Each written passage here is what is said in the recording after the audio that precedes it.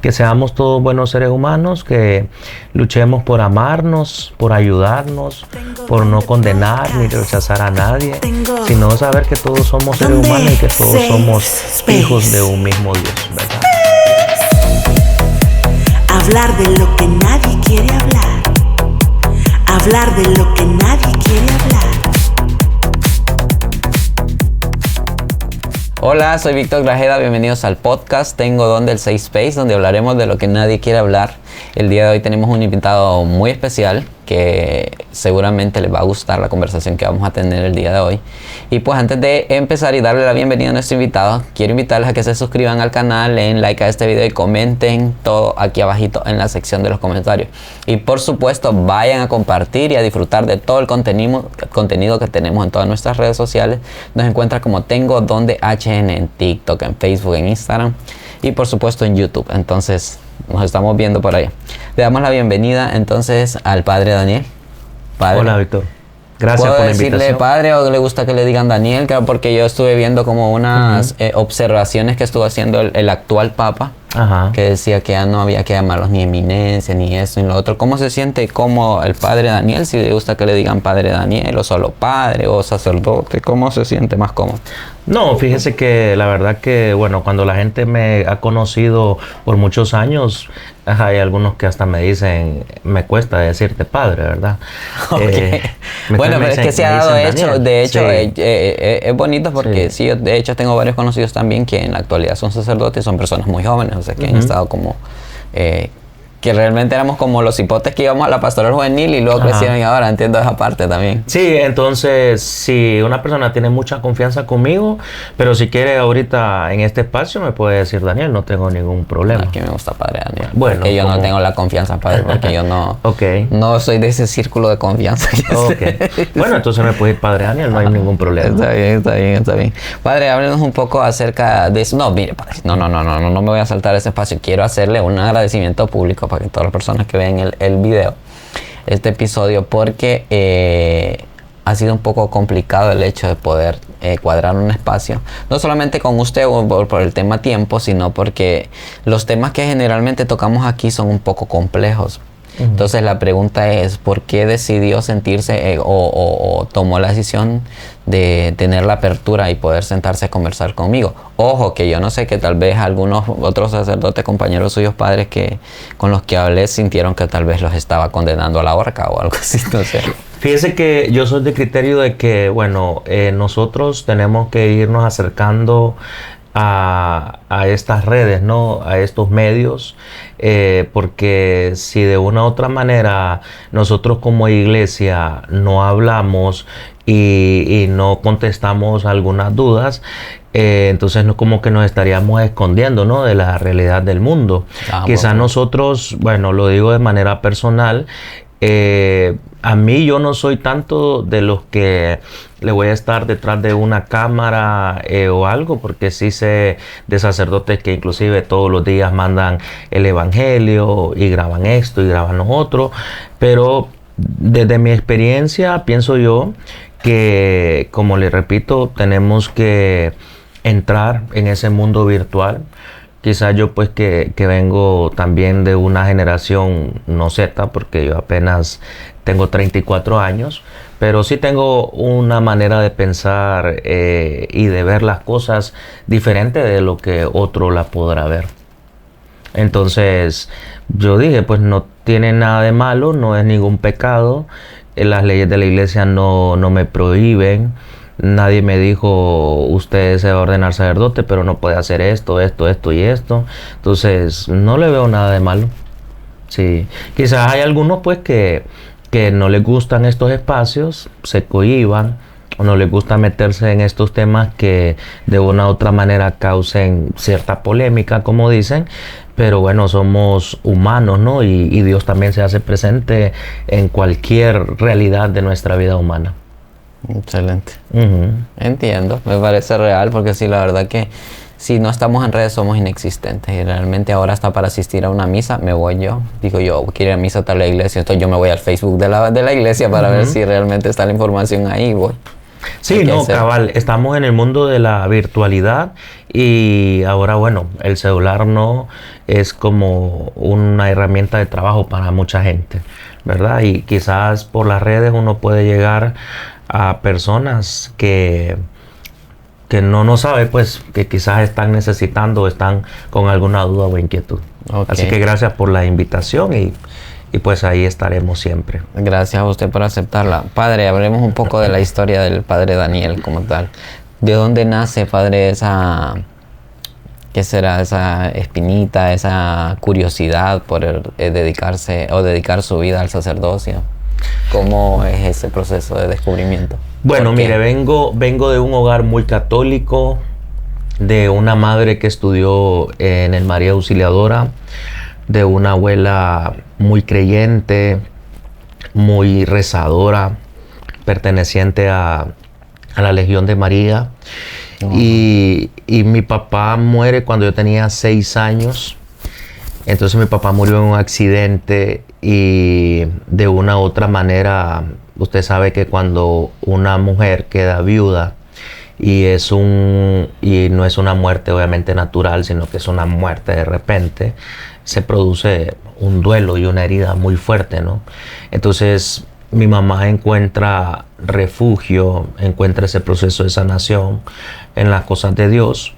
Y en la parroquia de la Santa Cruz, en la Tara, había un padre que tenía una escuela del perdón, se llamaba la escuela. Entonces ese padre, Jaime, ¿verdad? El padre Jaime, que fue uno de los primeros sacerdotes que estuvo en esa parroquia, le ayudó a mi mamá en ese proceso.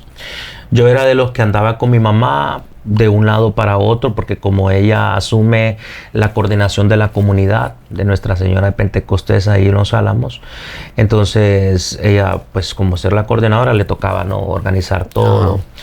Y ahí fui creciendo en ese ambiente de valores, ¿no?, de fe, de una mujer que nos sacó adelante, porque mi mamá no se volvió a casar.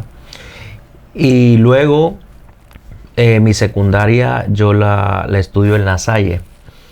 Y La Salle, pues sabemos que es un colegio muy católico. Sí, sí, sí. Muy católico. Y yo recuerdo que por allá, cuando estaba en mi último año de ciclo común, entrando a bachillerato, me interesó mucho, ¿verdad?, por pertenecer quizás a un grupo dentro del colegio y asistir, ¿verdad?, a diferentes, ellos le llaman Pascuas juveniles y todo.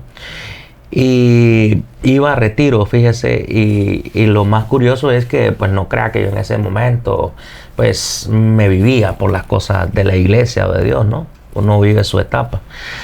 Yo recuerdo que yo quería ir a un retiro para ver si encontraba alguna novia o alguna cipota que me llamara la atención. Tal vez ahí, digo yo, me va a parar alguien bola, ¿verdad?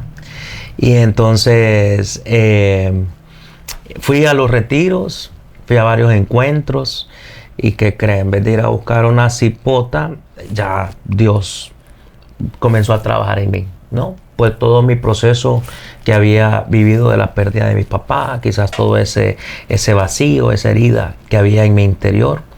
Entonces, ahí fue como surgiendo, ¿no?, esa inquietud que Dios iba trabajando en mí y que me estaba hablando, me estaba llamando en algo o a algo que tenía que descubrir en mi vida. Entonces ahí como que comienzo lo que se llama un proceso de discernimiento, ¿no? Discernir qué era lo que Dios quería. Me mandaron al seminario, los padres de la Tara, fui a Colombia en el 2009, pero no me aceptaron.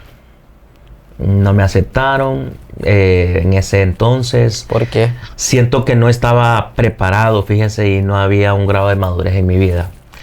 Tanto así, bueno, como aquí estamos en un espacio abierto, ¿no? Le cuento que yo llegué allá a Colombia y el retiro solo era un fin de semana, pero estuve 2 semanas. Pero el sábado en la noche que terminó el encuentro, yo me fui allá para Medellín. ¿A qué fue? Y como Medellín es una ciudad de la fiesta, dice, y la rumba, claro, ahí llegan a esos encuentros y llegan de todo, ¿verdad? Entonces, unos hipotes me invitaron a salir, ¿verdad? Entonces, yo me acuerdo que hasta le fui a pedir permiso al padre. No, obviamente al padre no le dije voy a ir a tal lado, no, voy a ir a una disco o algo. Quiero ir a conocer, yo no conocía, era la primera vez. Bueno, váyase, me dice, pero el domingo lo quiero temprano aquí. O sea, como que ya él ya sabía, si este sale, va a venir destruido aquí, ¿verdad? Entonces sí, salí, me fui a rumbear, como dicen los colombianos. Y olvídese, los colombianos para tomar, mi respeto, ¿verdad? Con esa aguardiente que toman y uno no está acostumbrado a eso. Usted. Entonces al día siguiente yo sí me acuerdo, porque yo en ese sentido sí soy muy responsable, ¿no? Si a mí me dicen que tiene que hacer esto, o sea, yo como me quedo yo y para que tengo que cumplirlo, ¿no? Sí o no. Y olvídese, yo ya me regresaba al día siguiente y con aquella resaca, como dicen, ¿verdad? Entonces, para decirle pues que todavía no era el momento. Yo creo que si hubiera entrado yo en ese momento, quizás no hubiera terminado, ¿verdad? Quizás no hubiera terminado. Entonces, después yo regreso. Como yo ese año, cuando yo me gradué del colegio, no entré a la universidad. Fue como un año sabático que me tomé, como dicen. Fue donde yo fui a hacer la experiencia. Pero ya cuando regresé, sí comencé a trabajar y comencé a estudiar. Entonces, mi círculo de vida siempre comenzaba. No, en ese entonces, después de que a mí me dijeron que no, yo como que me alejé y me resentí un poco, fíjese. Entonces, ya vamos a hablar de eso. Entonces, yo comencé a trabajar en un hotel. Y me gustó mucho el trabajo en un hotel, que por el trabajo yo entré a la carrera de hotelería y turismo. Porque yo en realidad que cuando estaba en el colegio no tenía nada claro de lo que yo quería para mi vida en un ámbito profesional, ¿no? Porque como yo tenía esa inquietud a la vida religiosa, entonces yo estaba centrado solamente en eso. Y ya pasaron 2 años, ¿verdad? Y obviamente en un hotel usted tiene su turno, ¿no? Y yo prácticamente no tenía tiempo para ir a una iglesia porque yo los domingos me tocaba trabajar de 6 de la mañana a 6 de la noche. Entonces yo me alejé completamente de la vida de la iglesia. No tenía tiempo para ir. O sea, mi círculo era la universidad, el trabajo y la casa. Y entonces yo andaba ahí como el hijo pródigo, como dicen, ¿verdad? Perdido de todo. Ajá, y ya en la vida del mundo y todo. Pues imagínense en un hotel. En los hoteles los ambientes son bien pesados, hay muchos sentidos. Pero bueno, después salgo de trabajar ahí, salgo de trabajar del hotel y me quedo sin trabajo, ya solo estudiando y en la casa, y vuelvo nuevamente a la iglesia, que siempre me ha gustado estar en la iglesia sirviendo o haciendo algo. Y ese año, le estoy hablando ya en el 2011, que recuerde que yo fui en el 2009 a hacer la experiencia, 2011, y entonces en ese 2011 se me presentó la oportunidad para yo regresar al seminario en un momento de mi vida donde yo no lo estaba buscando. O sea, mi proceso es muy curioso, ¿no? Porque no fue que, como los procesos generales, que usted va a un seminario menor y después al otro, después usted le dicen si lo aceptaron o no y ya entra, ¿no? Mi proceso fue muy variante y se fueron varios fenómenos, ¿no? Porque yo recuerdo que nosotros en el grupo de la comunidad que teníamos tuvimos un accidente que por milagro de Dios quedamos vivos, ¿no? Y eso de una u otra manera lo va marcando a uno. Entonces en ese 2011 se me presentó en diciembre para irme la oportunidad, como que Dios me dijo, bueno, no te toca a vos, pero te va a tocar a vos, ¿verdad? Y me fui no seguro, ¿verdad? Porque uno nunca se va seguro de algo, siempre con miedo, con inseguridades. Y en el camino uno va descubriendo, porque la gente cree que todo el que va para un seminario es para que sea sacerdote. Y no es así, ¿verdad? No es así. O sea, que usted es como cuando usted comienza en una carrera. Usted entró a una carrera, pero quizás se dio cuenta que no era eso lo suyo, pues, y se cambia para otra y así. Entonces, ahí fui el camino, le estoy contando, ya fue allá en Colombia en el 2015. Luego me regresé para acá, para Honduras, ¿verdad? Dios como que fue poniendo en mi corazón el deseo de servir aquí. Y bueno, aquí estamos, sirviendo. Aquí estamos. Así más o menos resumida cuenta, ¿verdad? Ok, claro, sí, en sí. un poco de mi historia. ¿Dudó en algún momento que usted diga, no, esto ya no es para mí? Sí, claro, tuve mis crisis existenciales de muchos sentidos, ¿verdad? Nosotros estudiamos casi como 4 años de filosofía y la filosofía llega a un momento que se vuelve muy árida porque es muy compleja, ¿no? Sobre todo la filosofía antigua, la filosofía griega, la filosofía antropológica y la filosofía del ser humano a mí me gusta mucho y me llama mucho la atención, pero ya meterse a estudiar todos estos filósofos griegos, los filósofos alemanes, europeos, es bien difícil lo que ellos decían, entonces se vuelve ahí árida y uno está como por estar, como dicen, ¿verdad? Entonces sí, tuve mis situaciones difíciles, tuve mis crisis y bueno, pues toca siempre seguir adelante y yo creo que las crisis y las dudas hacen parte de la vida humana. Claro, pero ¿siente usted entonces que fue más apegado por el tema del conocimiento académico que estaba adquiriendo? ¿O hubo en algún momento el tema de vocación que usted dijo? No, sí, claro, mire, cuando uno ya va avanzando en este camino y ya se da cuenta, ¿verdad? Que se va a enfrentar a otras cosas en el mundo. Porque mire, yo pienso que el seminario es como una burbuja, ¿verdad? Que usted está ahí 8 años estudiando, pero no tiene un contacto directo con la realidad de afuera. Y ya cuando usted sabe que tiene que enfrentarse con la realidad del mundo, ya a uno lo pone a temblar. Entonces, sí, humanamente, como le digo, bueno, se preguntaba uno. Y aún así uno como sacerdote también debe tener sus dudas usted. Porque no es que todo está ya realmente calculado y porque yo soy sacerdote nunca voy a dudar.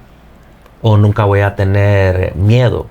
Porque somos seres humanos. Pues, Claro. ¿me entiende? Entonces, así imagínese si a uno como sacerdote le pasa, ya aún siendo uno cipote, que obviamente todo va agarrando un cierto grado de madurez, pues ya uno siendo cipote, mucho más.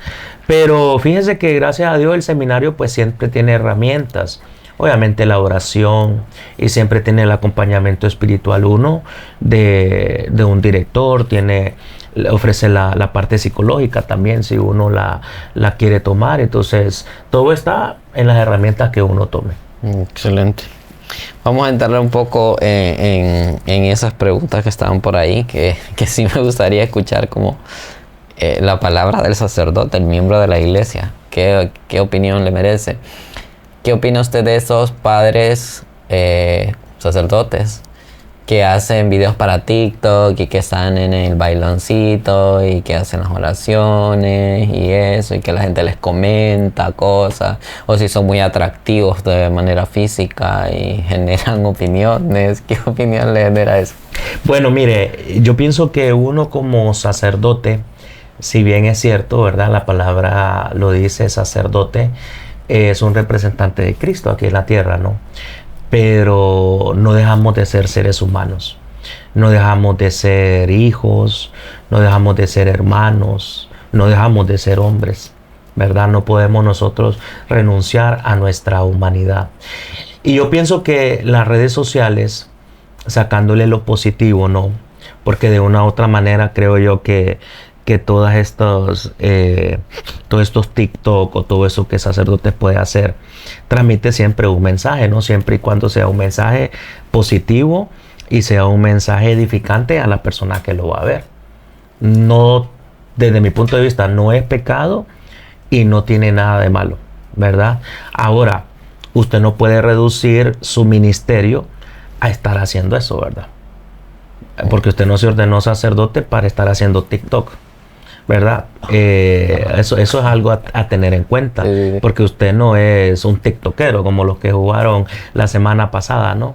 No es un influencer, aunque sí hay sacerdotes que sí tienen ese grado, pues por quizás sus mensajes, quizás por su retórica, quizás por sus reflexiones que mucha gente lo sigue, ¿no? Claro, sí. ¿Me entiende? Pero eso sí uno tiene que tener claro, que usted no puede perder el horizonte de su vida ni puede perder el horizonte por lo cual usted fue hecho. Porque al final de cuentas, el Papa, el obispo, que es prácticamente superior, no le va a pedir resultados de cuánta gente lo ha visto en sus TikTok. Le va a pedir resultados de cómo usted está administrando una comunidad y usted está llevando a cabo una parroquia. Qué fuerte. Aquí están mis vistas, padre, le va a decir.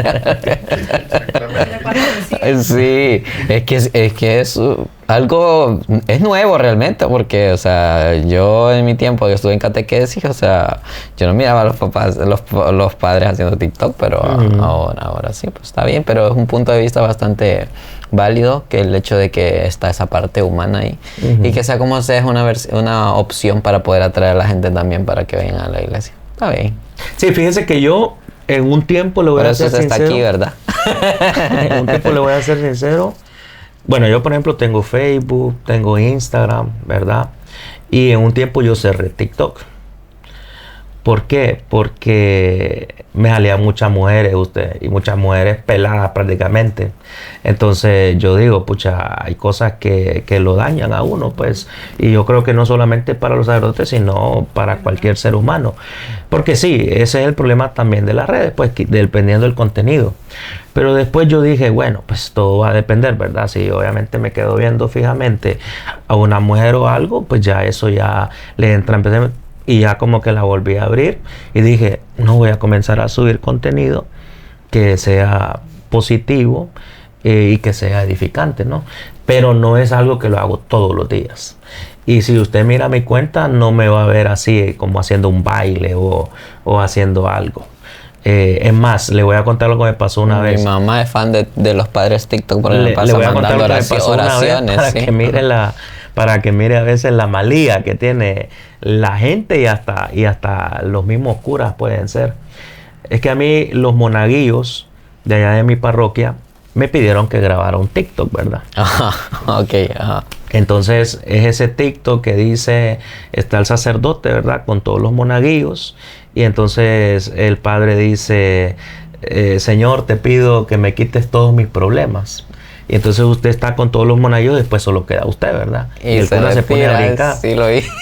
Entonces, mire, me hice eso. ¿Y sabe lo que me hicieron? Me crearon un sticker, yo brincando como loco. No sé quién lo hizo, ¿verdad? Para que usted se dé cuenta. Entonces dije, nunca más vuelvo a grabar un TikTok con ustedes, porque miren lo que me terminaron haciendo. Ay, no. Pero bueno, como le digo, pues sí, todo depende con qué fin usted use las cosas, ¿no? Y eso creo que va en todos los parámetros de la vida. Mencionó algo que me pareció muy relevante y me gustaría que me dijera o me comentara algo sobre eso. Que usted dijo que me parecían muchas mujeres en el TikTok. ¿Considera usted que esa es la parte más difícil del hecho de ser sacerdote o hay otra parte? Porque es algo muy delicado, es algo... Y mire que me encanta que usted esté mostrando esa parte humana porque todos somos como encasillamos al sacerdote y amén. Pero no vemos realmente el proceso que hay detrás o los esfuerzos que se hacen para mantenerse dentro de lo que están destinados. Mire, nosotros los sacerdotes de la Iglesia de Occidente, es decir, toda esta parte de Europa, Latinoamérica y América, hacemos lo que se llama la promesa del celibato, ¿verdad? Somos célibes y hay una diferencia, ¿verdad?, entre ser célibe y ser casto, porque todos estamos llamados a la castidad. No toda nuestra vida puede ser sexo, placer, cosas así, pero no todos están llamados al celibato, ¿verdad? El celibato es un don de Dios, ¿verdad? Es una gracia superior a nuestra naturaleza humana, porque la gente que quizás no esté en un ambiente católico o en un ambiente cristiano dice, pero ¿cómo puede hacer usted padre para estar sin mujer? Ajá. ¿Verdad? Eso pregunta la gente, ¿verdad? Sí. Entonces, su palabra lo dice, ¿verdad? Celibato es una entrega. No es que nosotros, por decirlo así, entendiéndolo desde este punto de vista, estamos renunciando a que no nos guste una mujer. No estamos renunciando a nuestra naturaleza humana. Porque todo sacerdote, todo hombre le sigue gustando una mujer. Y como decía un padre, ¿verdad? Ya en el seminario, usted preocúpese cuando le dejen de gustar las mujeres. Las mujeres siempre le van a gustar. La parte femenina de una mujer siempre es bien vista. Es más, el 80% con el que uno tiene más contacto en una iglesia es con mujeres. Las mujeres siempre están alrededor nuestro, ¿verdad? Entonces, la parte carnal, la parte afectiva, la parte sexual, uno tiene que trabajarla, ¿verdad? Uno tiene que trabajarla y uno tiene que encontrar el grado pleno, por decirlo así. Pero para serle honesto, hay otras tentaciones más grandes para un sacerdote que una mujer, como el dinero, el poder. Eso destruye a un sacerdote. O sea, a veces nosotros creemos que un sacerdote, porque le gustó una mujer o porque tuvo algo con una mujer, ya está condenado. Y yo creo que a Dios, porque Dios sabe que nosotros somos humanos, que nosotros fallamos, le duele más o le dolería más un cura pistero o un cura avaro o un cura tirano, por decirlo así. Es más, le voy a decir una cosa, una comunidad le puede perdonar a usted el hecho de que, qué sé yo, haya tenido algo con X persona, a que sea un cura pistero o que sea un cura que regañe. Eso las comunidades no se lo perdonan a usted. Y la misma gente dice, no, es que ese padre es muy pistero, solamente se rocía con la gente de dinero. No, ese padre regaña, es muy cerrado y todo. Eso la gente le pasa factura, por decirlo así. Entonces, lo que pasa es que a veces el celibato, como le digo, se mira únicamente de un punto de vista sexual. Y nosotros seguimos siendo siendo hombres con una sexualidad. Pero como le digo y le repito, es un don de Dios, ¿verdad? Por lo tanto, tenemos que siempre pedírselo a Dios todos los días. No solamente el día en que yo me ordené y el día que yo dije, ¿verdad? Prometo ser célibe. Sino todos los días usted tiene que estarle pidiendo a Dios, pues. Padre, ¿cuál sería un motivo? Ya eso sería como tema reglamentario, creo, o disciplinario de la Iglesia Católica. ¿Cuál sería un motivo real para que una persona fuera excomulgada de la Iglesia? Mire, ¿cuáles son los motivos? No sé. La excomunión en la Iglesia, bueno, lo dicen las leyes canónicas, se da, ¿verdad?, cuando una persona puede cometer un sacrilegio, ¿verdad? Un sacrilegio podemos entenderla como una profanación, ¿verdad? Como una profanación. Entonces, pudiera ser que una persona cometa un acto profano, un acto satánico, un acto diabólico dentro de un templo, o insulte, qué sé yo, algo religioso, algo católico, y se lleva un proceso, porque eso es un proceso. No es que la iglesia, solo porque usted le dijo hijo de madre a alguien, o a un sacerdote o al papa, entonces ya lo van a excomulgar. No, si ha cometido una falta muy grave, sobre todo también contra la Eucaristía, o contra algo sagrado religioso, puede dar a una excomunión. Puede dar una excomunión. Eso es lo que la iglesia manda, ¿verdad? Ya después, por otras causas, no hay una excomunión, pues. Ok, puntual. Hablemos ahora también de otro tema que causa polémica, que es como conflictivo, creo yo, en tema de otras religiones al momento de entrar en críticas o debates, que es el sacramento de la confesión. O sea, ¿por qué debo confesarme? ¿Qué garantía tengo que el sacerdote no va a contar nada de lo que yo diga? ¿Hay algún momento en el que el sacerdote sí se ve obligado a tener que contar lo que se le dijo en el secreto de confesión, a manera de educar un poco a la gente? Bueno, el sacramento de la confesión, como bien lo dice, ¿verdad?, es un sacramento, es una realidad meramente sagrada. Y pues Jesucristo, nosotros lo creemos porque viene siendo algo de nuestra fe católica, ¿no? Porque hay otra gente que dice, es que yo no necesito un sacerdote para confesarme con Dios. Bueno, pero eso es lo que usted piensa, pero la iglesia ha interpretado en la Sagrada Escritura, en la tradición, el poder pues que Jesucristo confió a los apóstoles y como ese poder se ha ido transmitiendo de generación a generación, ¿no? Para que a mí me excomulguen como sacerdote, porque yo la excomunión yo se lo dije solamente en la parte laical, por decirlo así, en los feligreses. Si yo como sacerdote rompo el celibato, el sigilo sacramental, eso sí es excomunión para mí, inmediatamente. O sea, lo que se conoce late sentencia, se llama, así lo llaman los canónicos, es decir, inmediatamente en ese momento yo ya estoy excomulgado de la iglesia. O sea, es una falta muy grave romper el sigilo sacramental. A veces la gente dice, no, es que el padre en la homilía dijo mis pecados, ¿verdad? Dice la gente, digo mis pecados, ¿verdad? Yo creo que, a ver, el hecho de que nosotros escuchemos los pecados de la gente nos puede quizás dar a entender cuáles son las luchas que ahora el ser humano está más teniendo y de qué forma nosotros podemos orientar no solamente a los que se han ido a confesar, sino a los que no se confiesan, ¿no? ¿Verdad? Entonces, desde ese punto de vista, es que uno a veces hace mención a algo, ¿verdad?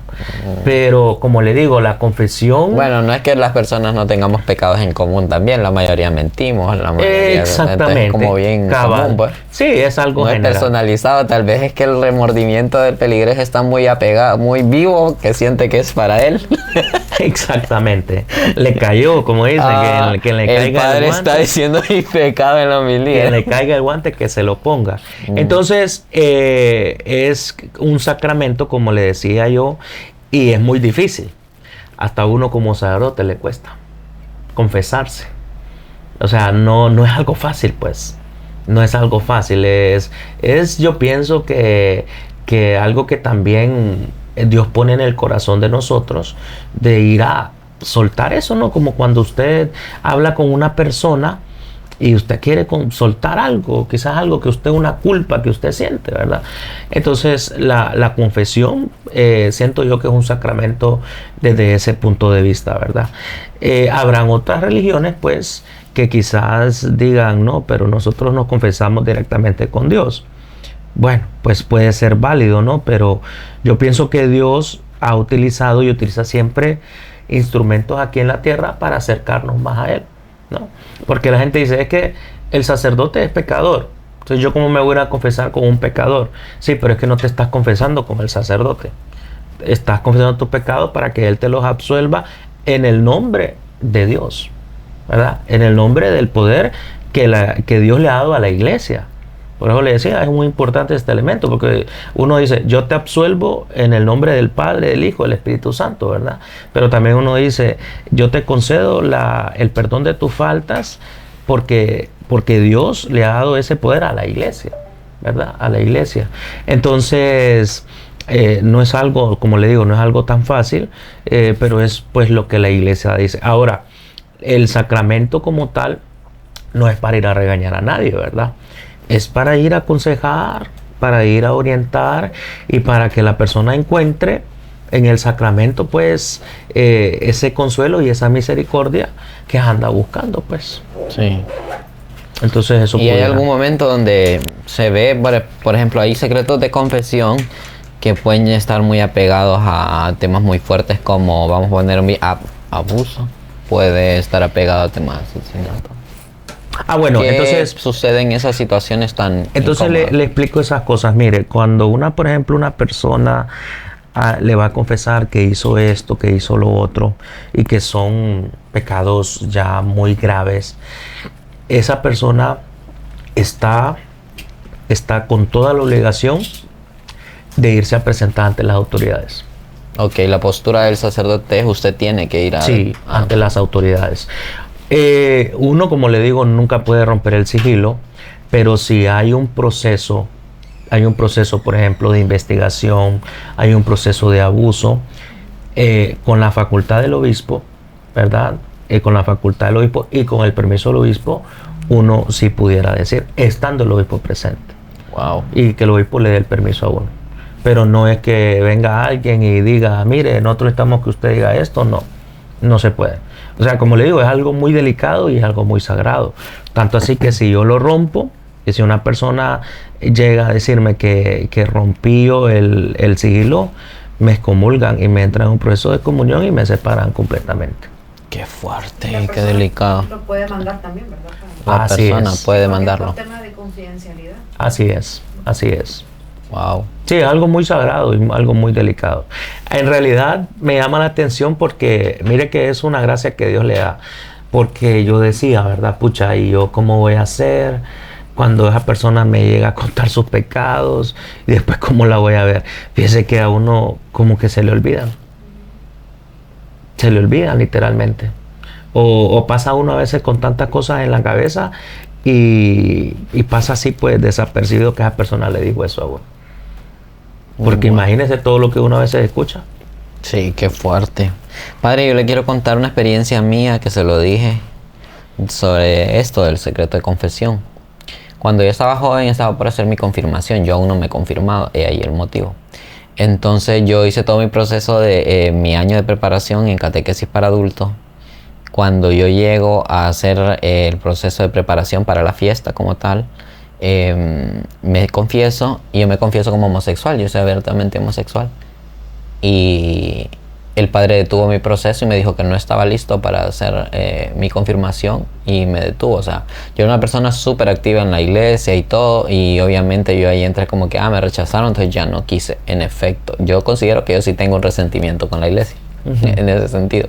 Entonces, realmente sí fue justo lo que hizo el sacerdote. O sea, a medida de quiero saber su opinión, porque era como... O sea, habían parejas que estaban ahí que tenían como sus relaciones sin haberse casado. Entonces dije yo, o sea, esto o está pegado al mera de tema por ser conservadores y porque yo le estaba hablando de un tema de homosexualidad, o por qué realmente cree usted que el padre tuvo este comportamiento. El rollo es que yo no estoy confirmado, no estoy interesado tampoco en hacerlo, porque sigo con mi estilo de vida, por llamarlo de alguna forma, igual, y así va a ser, pues porque es mi vida, como usted lo dice, es mi parte humana. Entonces, ¿cómo lo ve? Bueno, mire, en la iglesia, ¿verdad? Existe lo que se llama la moral, ¿verdad? La moral es prácticamente todo aquello que regula los actos del ser humano, ¿no? Y esa moral a veces nos puede hacer llevar que todo es pecado y que nadie puede tener derecho al perdón y a la misericordia de Dios, no. En su caso, pues sí, yo siento que de una u otra manera fueron injustos para usted. Porque, por ejemplo, en mi caso, que se han acercado personas que han tenido una desviación, ya sea hombres y mujeres, yo en ningún momento no les puedo negar la absolución, ¿verdad? No le puedo negar la absolución, pero sí, ¿verdad? Decirles, bueno, tienen que luchar, ¿verdad? Por mantener una vida en abstinencia, ¿verdad? En abstinencia, no renunciar a su naturaleza humana, ¿no? Porque es, como usted dice, es humano. Entonces sí me parece que es injusto, ¿verdad? Lo que hicieron con usted. Y no solamente creo que es usted el único que ha experimentado eso. Hay muchas personas que han experimentado eso. Muchas personas que a veces, vaya, le pongo este ejemplo.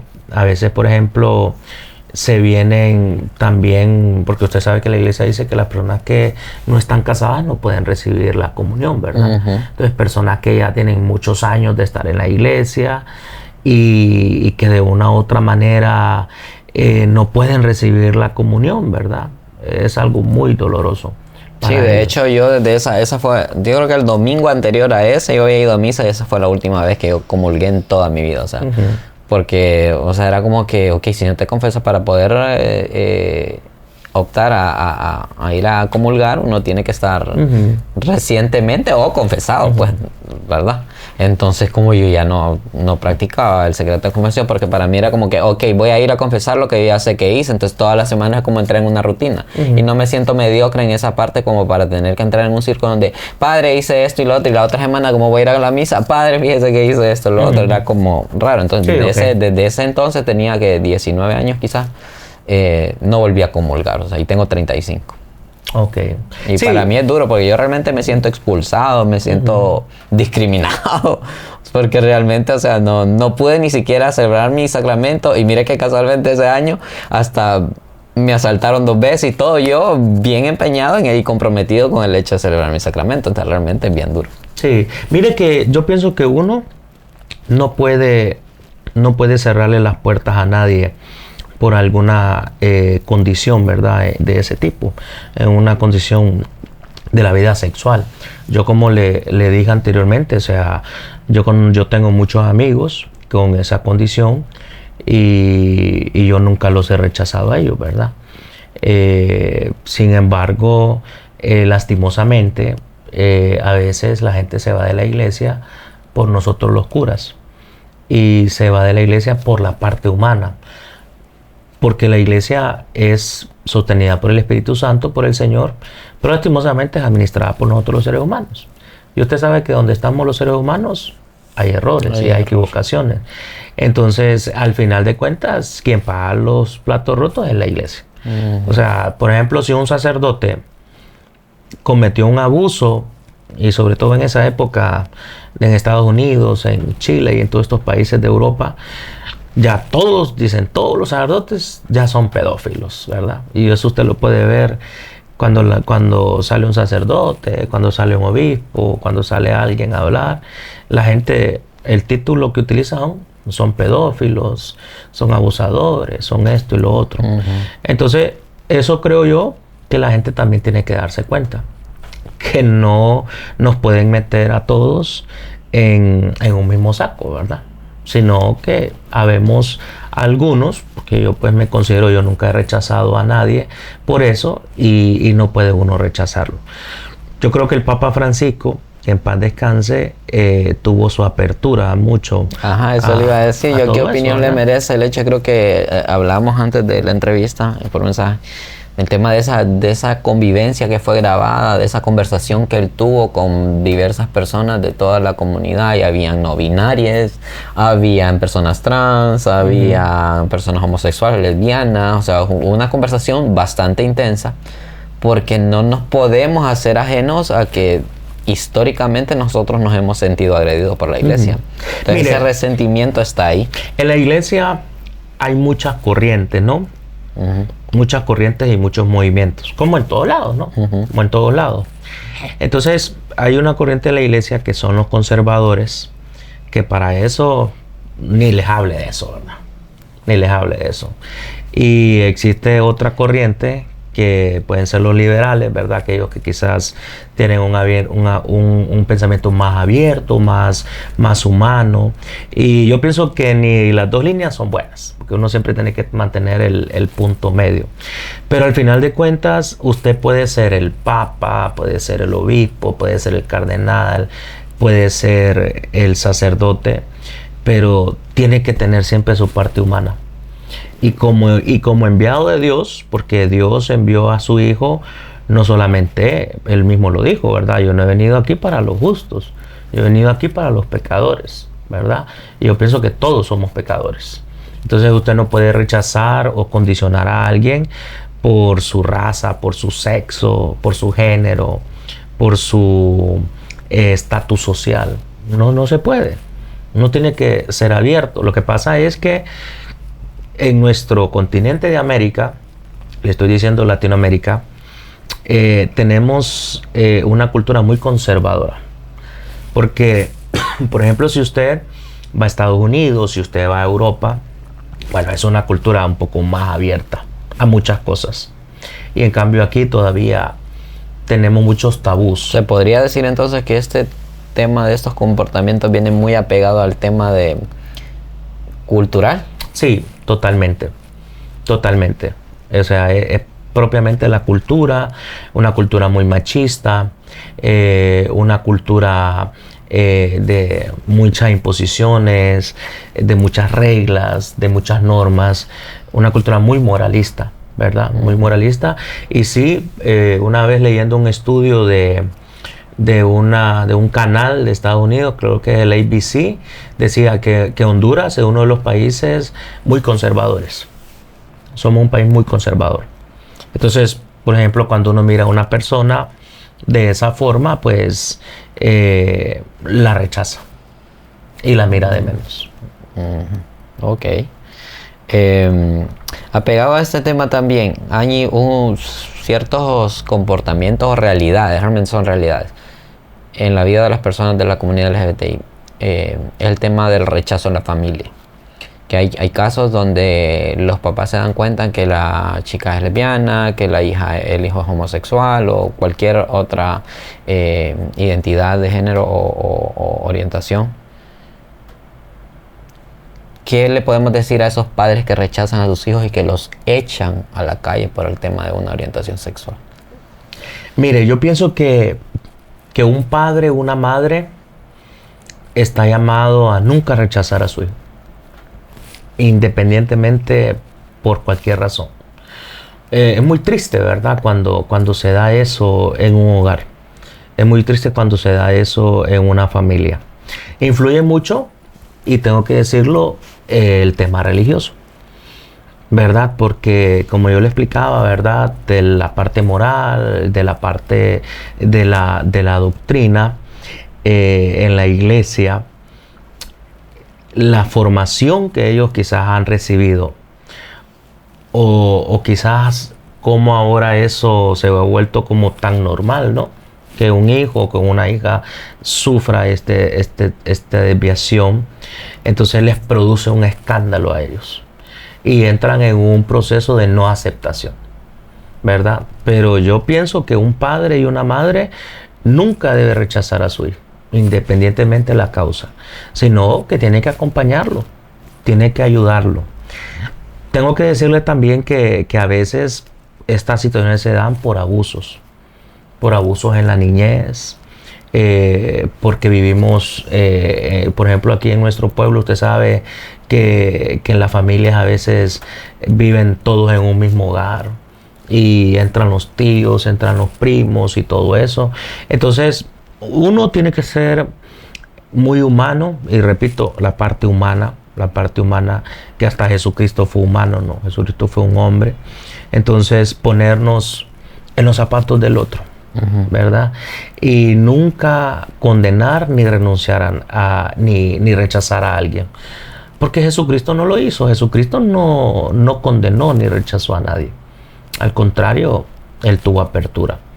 En los tiempos de Jesús, yo me imagino que habían personas también con esas desviaciones y el Señor nunca rechazó ni condenó a nadie. Ok. En la medida que avanza ahora la entrevista, he escuchado que usted utiliza una palabra. No lo estoy haciendo con el afán de cuestionarlo ni nada, solo que me gustaría saber por qué la utiliza. La palabra desviación. ¿Cómo lo ve usted como sacerdote, o es algo que se considera como una desviación según la formación que ha recibido? Bueno, mire, cuando uno mira la bioética y cuando mira uno el desarrollo sexual y el desarrollo humano, nos damos cuenta que la creación de Dios es perfecta. Y la gran pregunta que inclusive uno se hace o que le han hecho, Señor, Padre, ¿ellos nacen o se hacen? Ajá. ¿Verdad? ¿Y cuál es la...? O sea, la verdad que viene en un proceso no de esencia, porque como le digo, todos de una u otra manera somos creados a imagen y semejanza de Dios, ¿no? O sea, el Espíritu de Dios está dentro de nosotros, está con nosotros, y fue que le ayudó a nuestro padre y a nuestra madre que nos dieran la vida. Entonces, lo que pasa es que en el desarrollo sexual de una persona, llega a un punto que todos, por ejemplo, el hombre experimenta la homosexualidad y la mujer también. Se lo pongo desde este punto de vista. Cuando usted en su infancia tuvo un amigo y era su mejor amigo y usted pasaba mucho tiempo con él. O por ejemplo, una mujer que hasta se agarra de la mano con la amiguita y todo, está experimentando desde su parte sexual un grado de homosexualidad. Pero la creación de Dios es tan perfecta que tiene que llegar hasta la heterosexualidad. O sea, saber, ¿verdad?, que es hombre y saber que ella es mujer. Ese es el proceso perfecto de Dios. Ahora, no se ha comprobado, ¿verdad?, a ciencia cierta, ¿verdad?, cuáles son las razones, ¿verdad? ¿Cuáles son las razones como tal? Yo se lo estoy diciendo, ¿verdad?, de todo el proceso bioético que el ser humano experimenta en su desarrollo sexual, ¿verdad? Entonces, yo le digo una desviación porque viene siendo como una inclinación también. O sea, usted siente inclinación, usted siente una atracción al sexo opuesto, a su mismo sexo, a su mismo sexo, cuando usted debería de sentir inclinación al su sexo opuesto, ¿verdad? O sea, este término de desviación no es que yo estoy, porque tampoco es un trastorno. O sea, no puede ser un trastorno, al menos, como le digo, que yo considero que sí, pues un trastorno cuando ha habido un abuso, cuando ha habido un trauma, cuando alguien fue tratado mal o pasó un episodio fuerte en su vida, ¿verdad? Ahora, yo recuerdo también que una vez un psicólogo, cuando yo estaba allá en el seminario, nos decía que cuando un hombre se cría o se educa con un círculo de mujeres, por ejemplo, un hombre que tuvo 7 hermanas mujeres, él va desarrollando ciertas, por decirlo así, habilidades o gestos en su personalidad, ¿verdad? Que pareciera que fuera como una mujer, pero en realidad no es así, sino que es por el ambiente en el que él se crió y se formó. Lo que se llaman, ¿verdad?, las personas que son afeminadas, que son amaneradas, como dicen, pero es por su ambiente de creación, por cómo se educó, ¿me entiendes? O sea, el ser humano, Víctor, somos una creación compleja completamente. A veces hay cosas que a uno le pasan o que uno vive y uno se extraña, pues, y se pregunta. De explicar, sí. Son difíciles de explicar, ¿verdad? Son difíciles de explicar. Lo que sí le digo, que como le digo, o sea, Dios no rechaza a nadie, ¿verdad? Es lo que yo he vivido, lo que yo creo y cómo yo interpreto todo. Sí, tiene que haber un límite, porque recuerde que tenemos también dignidad, porque somos seres humanos. Entonces, ese principio de dignidad tampoco no se puede excluir, tampoco se puede tirar a la basura, porque usted es una persona, o sea, somos personas. Entonces, la iglesia, yo creo que defiende mucho eso, la dignidad de cada persona, ¿verdad? Lo digo, ¿verdad?, porque a veces yo siento también que vaya, por ejemplo, si usted tiene una desviación, bueno, usted la tiene y todo. Pero a veces creo yo que en estos grupos, sobre todo en el grupo, se dan muchas cosas que van en contra de la dignidad de la persona. O sea, es algo que yo percibo, ¿no? Claro. Es algo que yo percibo. Entonces, no, o sea... No, aquí estamos para conocer el punto de vista, sí, como tal sí, o sea, ese en fin es el detalle, pues. O sea, sí, o sea, usted tiene su desviación y todo, porque, vaya, usted tiene su desviación, ¿verdad? Pero usted tiene una dignidad y usted tiene esa homosexualidad. Pero eso no le tiene que llevar a usted, por ejemplo, a vestirse como mujer, porque usted es un hombre, ¿verdad? Usted es un hombre y tiene una dignidad. Y, o sea, entonces ahí yo creo que es donde se genera un poco las polémicas, ¿no? Donde genera un poco la polémica. Pero bueno, eso es más que todo, pero como le digo, sí, generalmente en nuestro país y en nuestros países se da mucho eso, la parte conservadora. Y cómo se ha educado también. La formación, que a veces es muy rígida. Usted sabe, toda la influencia también de la disciplina que nuestros padres tenían antes. Entonces, por eso, claro, un padre que a alguien le llegue eso, si no es 100% humano, lo saca de la casa. Ok, ahora vamos a entrar como en la parte de marketing. Ya he escuchado mi experiencia, me acaba de confirmar y me dice, no creo que seas la única persona que te haya tenido este tipo de experiencias. Entonces, ¿por qué tengo que ir yo a la Iglesia Católica? ¿Qué tiene la Iglesia Católica que no tienen otras religiones para que yo me pueda sentir cómodo con el hecho de, ok, no me voy a sentir rechazado? ¿O por qué tengo que ir a la Iglesia Católica siendo homosexual? Bueno, mire, yo pienso que cuando usted va a la iglesia, en la iglesia pues es el lugar por excelencia que usted se encuentra con Dios, ¿verdad? Si usted va a la iglesia por Dios, qué bueno que vaya por Dios.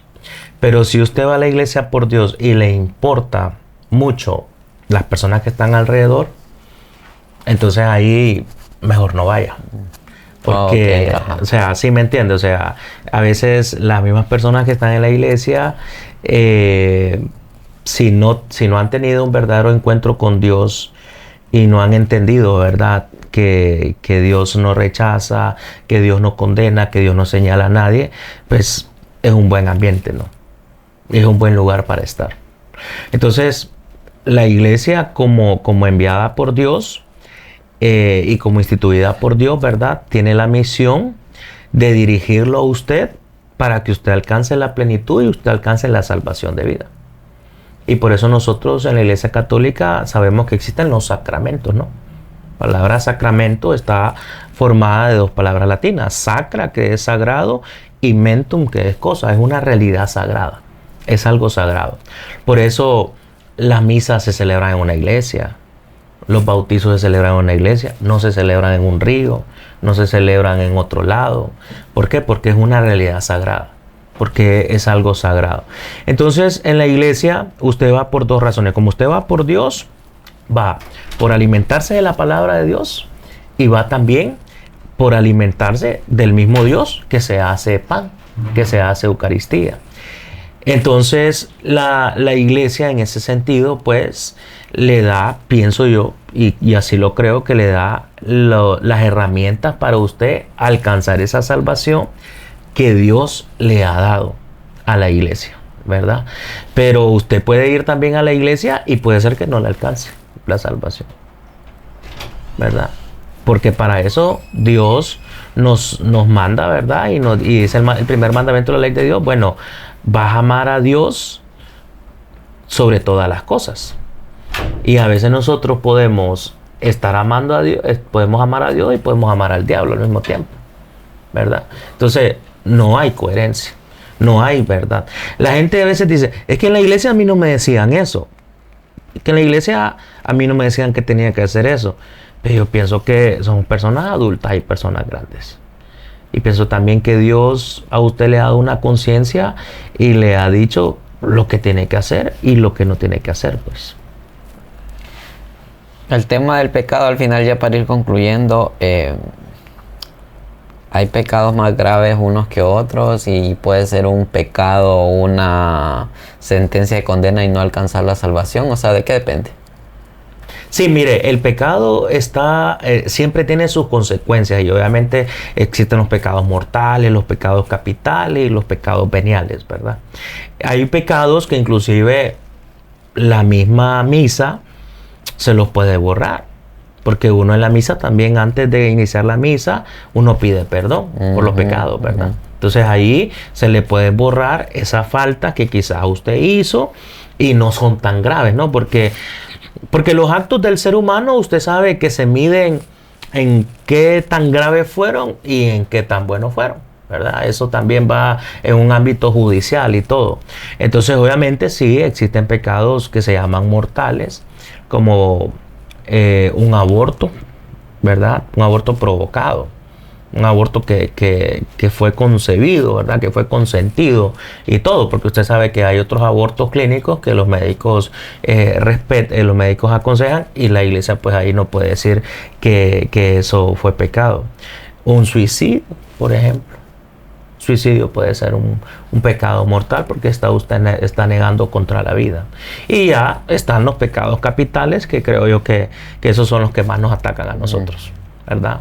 Son los que más nos atacan a nosotros. Pero al final, Víctor, yo pienso que Dios a usted y a todos nosotros, para ir pues concluyendo esta parte, no nos va a juzgar por cuántos pecados nosotros hayamos cometido, sino que nos va a juzgar por cuánto luchamos por no vencer eso, por no cometer esos pecados. O sea, al final el juicio de Dios va a ser un juicio basado en el amor, ¿verdad? No tanto en cumplir cosas o en hacer cosas, sino en el amor. Porque la misma palabra dice, ¿no?, que Dios es amor. Y en el amor está relacionado todo.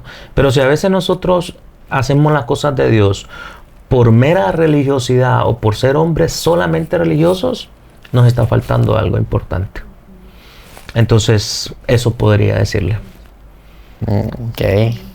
No sé si quiere agregar algo más por el tema de la gente para que se familiarice, que es para motivarlos a ir a la iglesia. Le voy a decir que aún después de lo que me ocurrió, hace un poco tiempo atrás, unos 6-7 meses, estoy yendo a la iglesia solo porque estoy en ese enfoque que usted me dijo, que me parece importante que lo dijera.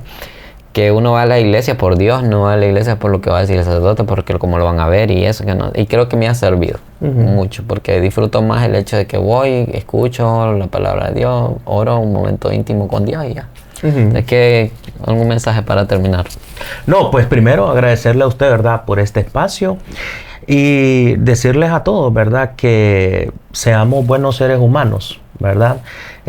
Porque a veces de nada nos sirve ir a la iglesia y no ser buenas personas, ¿verdad? Eso lo decía muy claro el Evangelio del domingo, aquellos que tocaban a la puerta y el Señor pues no les abría porque andaban haciendo cosas malas. Que seamos todos buenos seres humanos, que luchemos por amarnos, por ayudarnos, por no condenar ni rechazar a nadie, sino saber que todos somos seres humanos y que todos somos hijos de un mismo Dios, ¿verdad? Y al final pues yo respeto mucho quien busca cada iglesia, porque no se trata también a veces de tener los templos llenos. Podemos tener los templos llenos, ¿verdad? Y podemos tener una sociedad que cada vez esté odiándose más y esté atacándose más. Y más que todo eso, luchemos por ser buenos seres humanos y esperamos tener otro momento para compartir otros temas. No, muchas gracias, padre, la verdad que muy agradecido. Vamos a terminar rápido porque luego vamos a grabar TikToks para subir.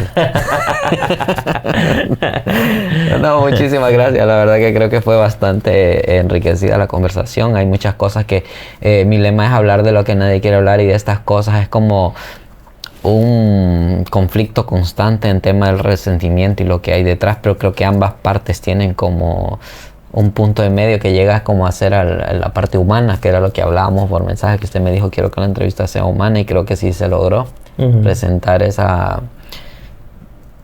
eso que ocurre en el momento cuando hay situaciones incómodas como las que me pasó a mí o a otras personas, pero sí hay respuestas ahí, y me quedo con eso.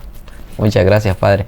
Yo a ustedes invitarles pues que se suscriban al canal si quieren seguir viendo entrevistas tan interesantes como esta. Suscríbanse, activen la campanita, comenten aquí abajo, denle like a todos los comentarios, a todos nuestros videos, y vayan a todos nuestros perfiles de redes sociales. Nos encuentran como Tengo Donde HN. Yo les mando la ubicación para una nueva entrevista. Nos vemos. Chao. Hablar de lo que nadie quiere hablar. Hablar de lo que nadie quiere